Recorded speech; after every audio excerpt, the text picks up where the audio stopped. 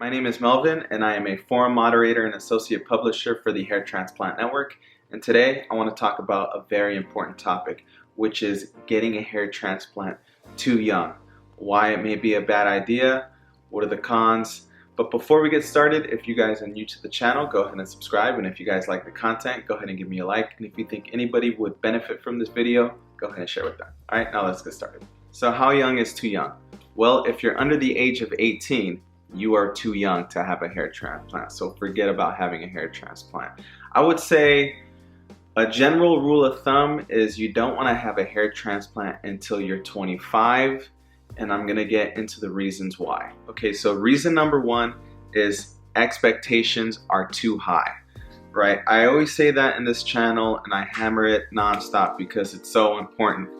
When you're 21, 22, and you start to lose a little bit right here, you want that super low hairline, and you'll do anything to get it, right? You'll waste all of your donor hair just to get that super straight low hairline to match your peers. I get it, I was there. It's understandable, we want that.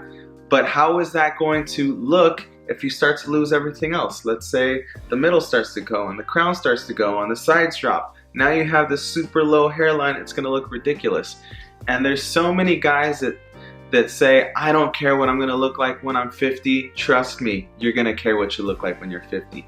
You're not dead when you're 50, okay? So you're gonna care what you look like while you're alive. And reason number two is your hair loss pattern is not set yet. In the beginning stages of hair loss, you may notice some minor recession, maybe some little bit of diffusion, but you don't know how much it's going to progress, right? There's guys who after 10 years they're the same, and there's guys that after 10 years, like myself, it all left, it's all gone. I'm gonna give myself as a perfect example. When I was 21, my hairline was receding, but everything else looked pretty solid. By the time I was 29, it was all gone.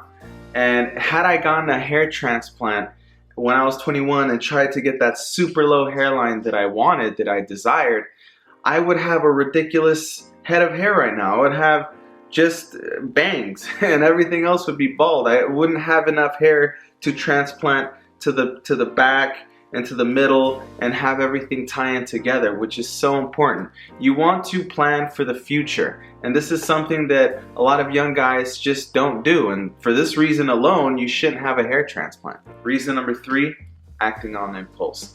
The vast majority of guys who are repair victims were young guys who made a rash decision, had surgery without thinking it through, without doing their due diligence and researching the surgeon, and they ended up with bad hair transplants. This is why it's so important to research the surgeons before you have a hair transplant.